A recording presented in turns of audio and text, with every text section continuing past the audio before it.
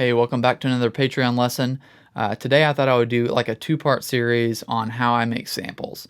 The usage of samples and creation of samples, I think, is a huge part of how people make music and create new things these days. And so I thought it would be fun to just kind of show my process, especially just because it's something that I think before I did it, I was a little intimidated by it and just wasn't sure exactly how it worked, or just felt like it would take years to make one. And it's really not that complex. It's definitely a lengthy process, but I thought I would try to condense it down into a concise and hopefully decently brief explanation of how I figured out how I make samples. Also, I want to reiterate, this is just my way of doing it. It's not the way to do it by any means. I'm not claiming that this is the best way or anything. It's just kind of trying to show the way that I do things. One thing that's I'll go ahead and say on the front that's quite a bit different about the way I do samples or make samples or even use samples in my own productions, that's quite a bit different from most people, is when most people are making a sample pack, they're going to record many different velocities of each source. So if they've got like the bright snare, they're going to record like super soft, medium soft, soft hard, like soft medium. Like they're going to go all the way up to the spectrum and give you, a million files of all these different velocities, which is great and fine. I find that when I want to sample, like when I want to pull a sample into production, I'm wanting that hard hitting, consistent thing. I'm not trying to use samples to kind of make it feel like they're real drums. I'm taking real drums and putting a hard hitting sample on top just to make something sound even bigger or more over the top or more affected or add a texture or a depth of field, stuff like that. I personally don't use samples to try to like make a real drum sound out of them or support my real drum sound. I'm trying to get the best sounds I can with the real drum sounds, and then just using samples as like an extra layer of like texture, energy, ambience, etc. So the way I record samples is basically just choosing a source and getting like a nice solid kind of medium to medium hard hit of each, and then moving on.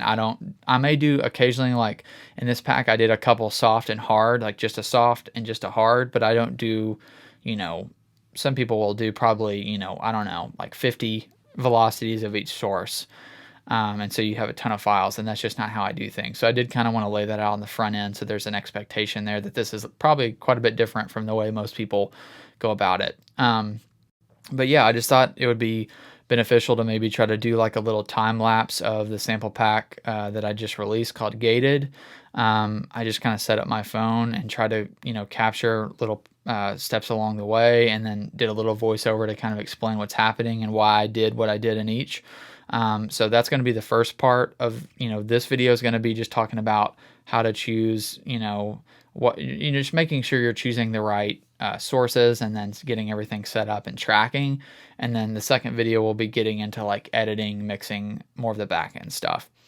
So I think I'm going to go ahead and jump into my kind of time-lapse step-by-step portion, just kind of showing you from the very beginning through the tracking phase. I tried to make it as concise and brief as I could, but also be in detail and explain why I did things. So hopefully it's not too long-winded. I've never really done something like this in this format of like, the time-lapse thing and then trying to voice over it. It was a little difficult, so hopefully it's not annoying. But yeah, let's get into that, and then at the end of it, I'll come back and kind of conclude with a couple thoughts.